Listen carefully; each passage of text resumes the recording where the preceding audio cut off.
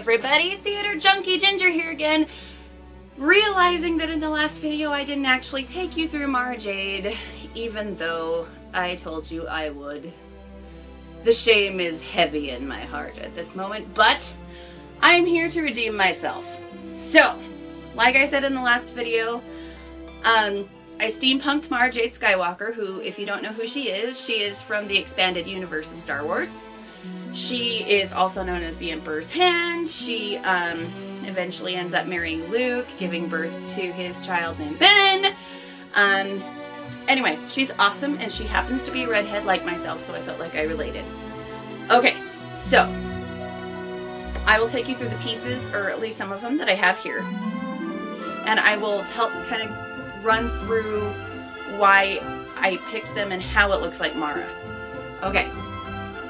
So, the thing that I noticed most about Mara, she has a very simple costume most of the time. She is generally in a black jumpsuit. She usually has a holster that goes around here, a holster that goes around her middle, black boots, black, and in many versions she has a white scarf or white cape or light color.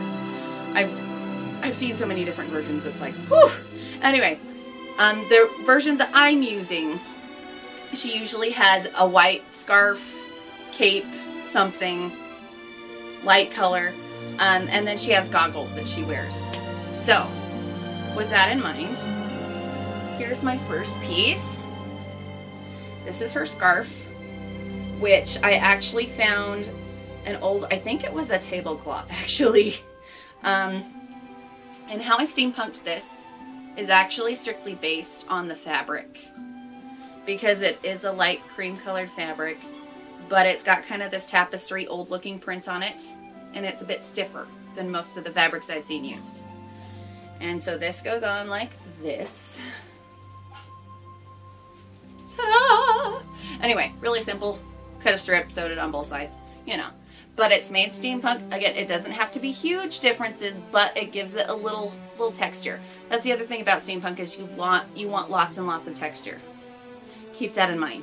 Okay, so the nice thing about Mara is that she had these goggles. And if you know any steampunk at all, really, goggles are huge. Goggles are incorporated everywhere. So I actually just got a pair of steampunk goggles. And simple enough. Boom. The one thing that people will notice about my cosplay is I have a pretty even toss-up in each outfit of things that I have made myself, as well as things that I have bought from places or spent a lot of time researching where to get them. So, and I honestly think that's most people, but just clarifying so that I don't have people going, "Ah, you didn't make that." Yeah, I don't make everything that I wear. I try to most of the time, but if I can't, you know, I'm not opposed to buying anything. Okay, this is the other bottom piece of this costume, and it is, it's one of my favorite pieces I've ever purchased in my life. This is my corset that I wear with this costume. So, as I said before, Mara usually wears black, almost head to toe. And though I wanted to still keep it black, I didn't want it to look completely one note all over. So I found this gorgeous piece. I love it so much. That black corset, it is a very sturdy corset. It's steel boned, but it has this gorgeous gold detailing, which again brings in your metal element for the steampunk, and also kind of ties in the rest of the costume, but still is black and still stays true to Mara. Especially since I didn't make the shoulder holsters, partially because it mimics them for me. That is another thing about steampunking known characters, is that you can find pieces that mimic it, don't copy it. Do it in a different way that people can still go, aha, I see what you did there, but changes it up. It would be awesome if I could use English properly. Anyway, there's that piece. It's beautiful. I love it so much. It's my favorite corset I've ever bought. Okay, so these pieces I actually made. This is the first bustle. and it's a high-low bustle. Another hoarding piece of mine, I actually had an old formal skirt that I bustled the front, and all I did was basically just take pleats up and sew them in place, and it bustled it for me.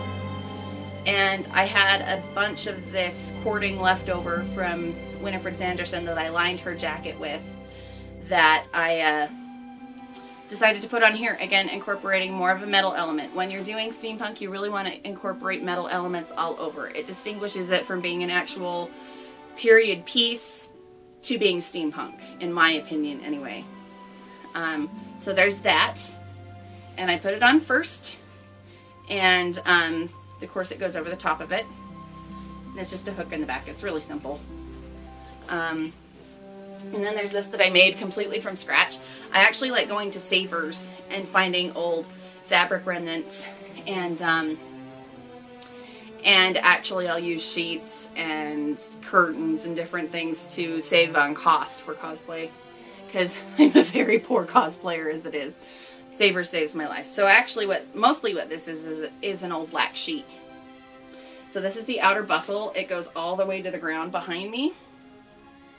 And it's just an old sheet from Savers. And I found like this is suede. And I probably found about like 8 to 9 yards of this suede fabric at Savers, which normally would cost a whole buttload of money. And I found it for $4. Go to Savers. Go to Savers if you're wanting to cosplay, because this is saving my life. Anyway, this goes on the outside, and this is in the back. It's my back bustle. And I completely eyeballed this. Usually with my steampunk pieces, I don't get too exact. But this is just simply, it's an old belt that I bought for some outfit long ago that doesn't go with anything. So I got the belt. And I just sewed this to it. I pleated the skirt as I went and sewed it along there. Then I did a pleated bustle over here and actually added another layer of another fabric underneath to try and give it some volume.